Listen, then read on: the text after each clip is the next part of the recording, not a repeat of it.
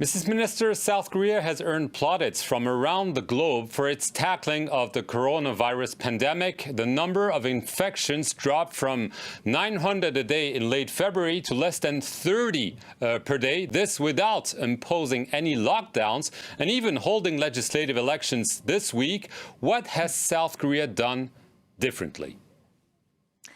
Let me first begin by expressing my solidarity and appreciation for all the medical staff and the frontline workers who are fighting this unprecedented health challenge around the world. I think the work has been remarkably valiant, but also very difficult, and that has certainly been the case in our country as well.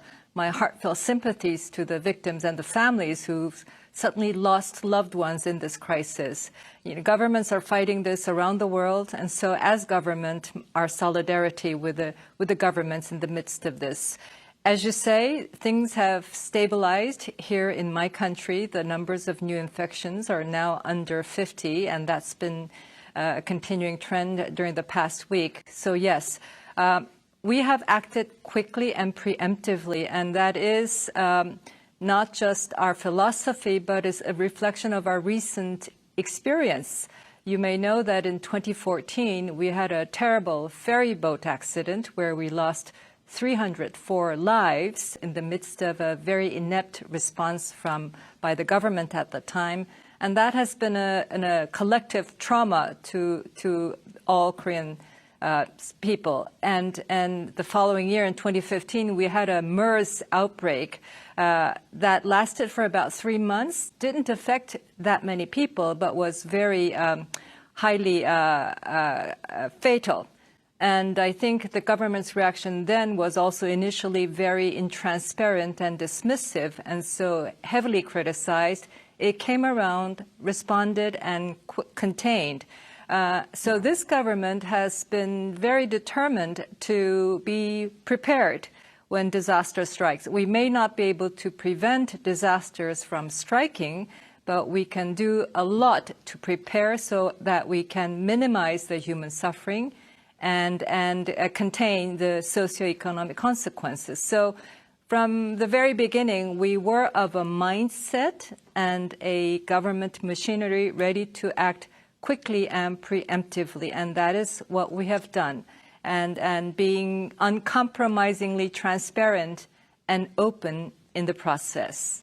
Our fight about the virus is about robust testing, very vigorous tracing, and quick treatment of the patients.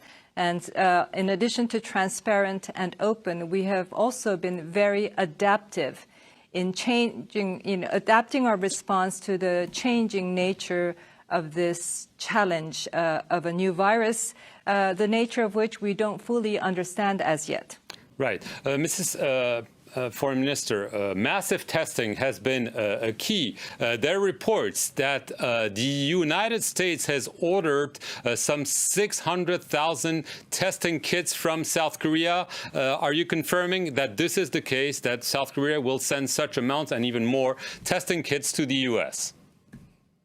Yes, we are. In fact, I think these are FDA approved, preliminary approval for these, quickly approved, and as a result of a conversation between my president and President Trump last month. So yes, I think the contracts have been signed, and they should be ready for shipment anytime soon. Right. Obviously, but we are also sending test kits to many other countries as well. Right.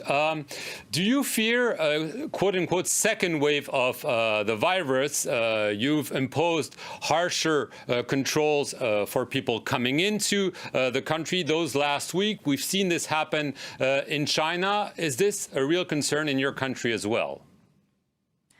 Well, as I said, we don't know fully about the nature of this new virus. We know that it travels very quickly.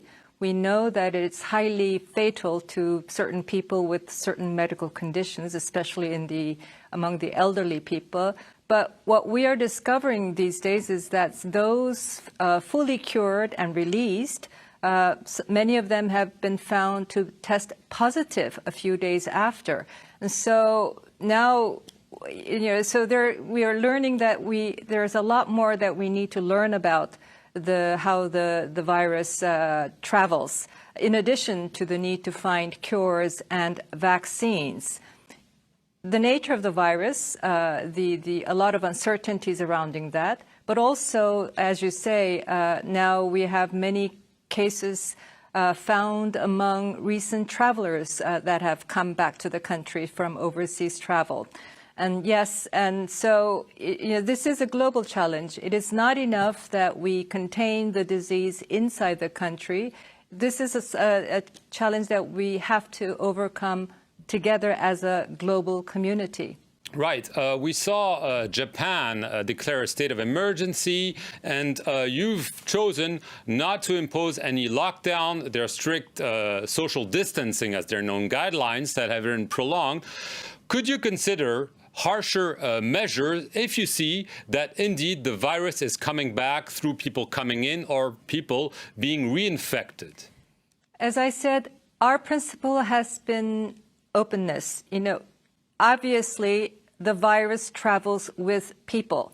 So to contain the virus, you have to contain people movement. And you can do this from two different approaches. You either respect the freedom of movement of people and make exceptions for those who need to be contained, the patients certainly, but for the close context, or you do the opposite way. You crack down on the movement and you make an exception for the travel.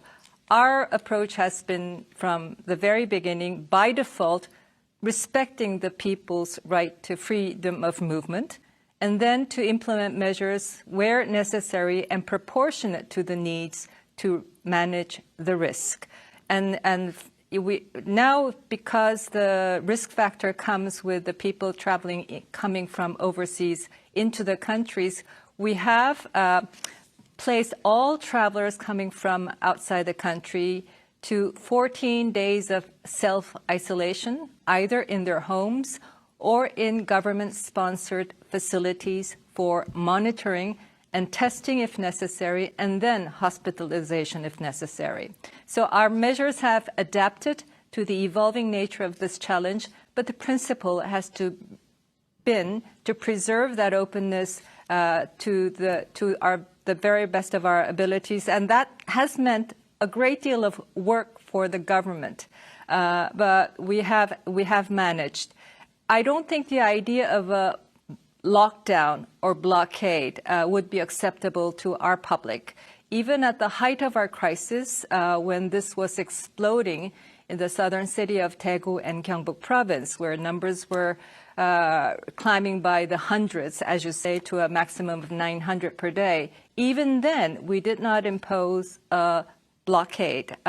We strongly advised people to not to go to crowded places, to stay home, but we did not impose mandatory travel bans. People were still free to travel in and out of the city even at that time. The idea of a blockade would be completely a mandatory blockade would be contrary to our principle of openness.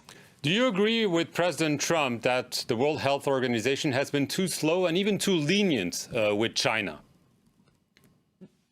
I think in hindsight, we can say a lot of things, but I don't think anybody knew how fast this virus would travel at the very beginning.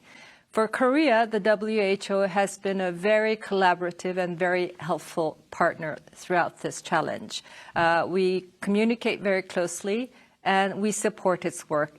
WHO is the technical agency at the lead of this global health crisis response, and it should be supported. There will be lots of lessons learned at some point when we take stock, but we need to support the lead agency as we try to come together in the midst of this crisis. Just very quickly, your neighbor, North Korea, claims it has no case at all. Is it a reliable assertion?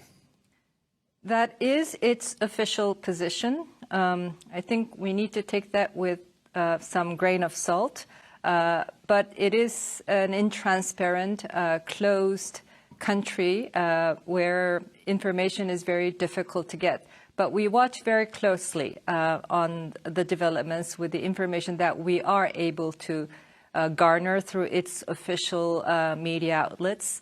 But we will see. And we stand prepared. My government is, we really think that a cooperation between South and North Korea in the health sector, especially at a time of this contagious disease, is necessary. We have made that offer, but so far we've not received any positive response. Just a very last question. We've seen testing of missiles by North Korea. Are you fearing an escalation while the world is focused on fighting the pandemic? Again, we watch very closely. We analyze these recent short-range projectiles they're firing with our U.S. ally. This is certainly unhelpful as we are dealing with this unprecedented global health crisis. It is certainly unhelpful to our efforts to revive the momentum for dialogue towards denuclearization and work towards lasting peace on the Korean Peninsula. Foreign Minister 강경화, thank you very much for being with us here on France24 from Seoul and telling us about how your country is fighting coronavirus. Thank you for watching this interview.